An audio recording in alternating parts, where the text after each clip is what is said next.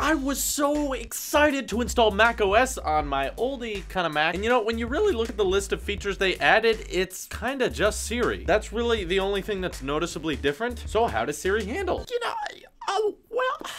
I want to like you. I'm sorry, Siri. For the Mac, you're being a little friend-zoned for me. To be completely honest, it's starting to feel a bit like Cortana on Windows 10. I mean, it's good that it's there. I'm glad they added it. And it's also good to make sure that your desktop OS has all the same features as your competitor. So it's good that Apple has a voice assistant just like Windows 10, so they can match themselves that way. But after using it for a while, it kind of runs into the same problems as Cortana. This problem is there's very few things that the voice assistant can do that actually saves time, and there's basically nothing you can do with it that you couldn't do before. Like saying, open this program, doesn't really save a lot of time opposed to just moving your mouse and clicking one of the programs on the dock. And since there's no Hey Siri feature, sorry for starting everyone's device up, you have to click the Siri button, which is on the dock anyway, so that's not saving a whole lot of time. If you make a lot of tweets or Facebook posts without links in them or articles, then you can tweet and make Facebook posts from Siri, but I don't think a lot of people do that, because you know, you can do that on your Apple Watch, but a little secret, no one's dictating their tweets or Facebook posts. Facebooks are all just like sharing things now, and tweets usually have a certain hashtag that you need or you want to attach to a GIF to it. Very few tweets are just blank text. I guess they're there, but even the people that just do it that way, they prefer to type. That's easier. You don't have to worry about the machine messing up. We like our keyboards. They're hard to get rid of. I do like sending text messages with the Mac though. That was kind of nice. Telling Siri to send it to a certain person, again, which already existed on my iPhone, my Apple Watch, and my iPad, so this was just kind of the last piece of the puzzle. Great, now everything can do it. Then of course there's the fancy voice assistant things, which gives you tons of facts at a moment's notice, and you really never needed to know these things. It's really just supposed to be a wow factor for a digital assistant, and I'll admit a lot of it is pretty impressive how quickly it can access information, because you know, Siri has always been behind an A9 or A10 chip, which is just kind of fast microprocessors that are made to fit inside the phone. This is the first time like Intel i7 chips are processing Siri, so responses are very quick, and you can get data that you never knew you needed very quickly. But it's kind of strange, because I don't think anyone in the 90s was sitting on their old computer and then stopped and went, wait a second, how much sugar is in an avocado? And what is the weight of Pluto? So there's a ton of information that's easy to access, but do we really ever logically need that? I never have. I've had my Mac for almost 5 years now. Luckily, it's still running great. I'm still editing a ton of videos on it. 4K ones, it can handle it, and I'm very grateful it is still able to get updates like this. You know, it's been out of its box for almost 5 years, and now all of a sudden Siri's on it, and it works. It's also probably nice that the microphone's actually getting a use now, because I wasn't doing FaceTime on my Mac. I think we abandoned that. I mean, you can, it's just no one does it. But if you do have an older Mac like I do, like from the 2011, 2012 era, you might notice that the voice recognition is not that great. And I think that's because our microphones are so old and they were never designed to listen that well, like an iPhone or an iPad is designed to collect really clean audio, where these were never built for that at their time. So the computer's having to process really muffled, not very detailed audio streams. So I'm gonna have to assume that on things like a 12-inch MacBook in the newer generation iMacs, that it can hear you a lot better and not make as many mistakes. But if you have an older one like me, you have to kind of articulate your voice a little bit and talk loudly and try not to have too many background noises until I get a newer MacBook or something, and that's not gonna be for a while. Woohoo, Apple Watch saying I should breathe. Thank you, Apple Watch. You love telling me to breathe.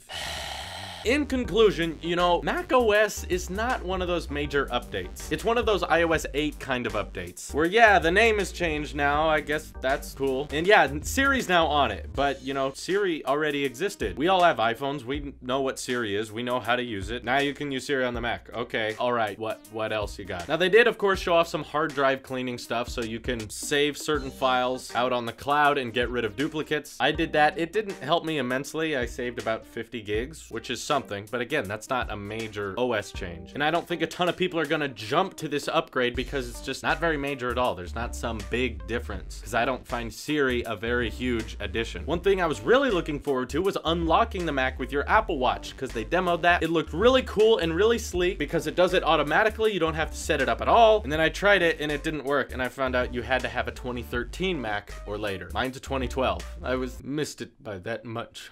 Darn. But I mean, it is a desktop, so why even lock it? I mean, I'm in an attic in the middle of nowhere. No one's gonna find me. Don't take that as a challenge. Stay where you are. You can never find me back here. So as an Apple sheep, I think macOS Sierra is a cool update. It's just not a great one. When I got El Capitan last year, my Mac got so much faster. I was able to edit videos almost twice as well as before. Like, that changed things on a day-to-day basis. That was a big deal. And before that, we got OS X Yosemite, and that changed the design of everything. The font changed, Spotlight, the notifications, the apps, the dock. Nothing was the same. It was a complete refresh. So perhaps we've all just been spoiled a little bit with having amazing upgrades this many times in a row. I mean, I guess Mavericks wasn't that cool, but that was a long time ago. So perhaps macOS Sierra was the Mavericks that was inevitable to happen eventually. Because, you know, honestly, what can they change? There's certainly tons of things I'm sure you guys will think of and tell me, you know, they don't have this and they never have. Windows has been doing it for years. I know there's something like that, but there's nothing huge and drastic they can add to make it as cool an upgrade as the last two times. You know, you can only make the person's Mac faster so much, and you can only redesign things so many times. So yeah, honestly, it was a little bit of a letdown to me. I was kind of excited, as an Apple sheep is, but you know, I probably deserve to be let down. I'm okay. This stuff, it's nothing to get upset about, you know? There's other things to look forward to. You don't need to worry. Can't we just have great updates every year?